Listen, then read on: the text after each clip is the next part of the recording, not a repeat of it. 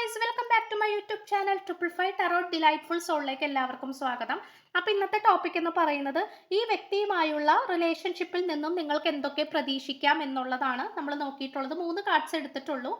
അപ്പോൾ നമുക്കിന്ന് കിട്ടിയിട്ടുള്ളത് ഹോപ്പാണ് ഏറ്റവും ആദ്യം തന്നെ കിട്ടിയിട്ടുള്ളത്. തീർച്ചയായിട്ടും നിങ്ങൾക്ക് എന്തെങ്കിലും തരത്തിലുള്ള ബുദ്ധിമുട്ടുകൾ ഈ ഒരു റിലേഷൻഷിപ്പിൽ ഉണ്ടെങ്കിൽ അതിൽ നിന്നും നിങ്ങളുടെ പ്രതീക്ഷകളെല്ലാം മാറ്റി വെക്കേണ്ട ആവശ്യമില്ല.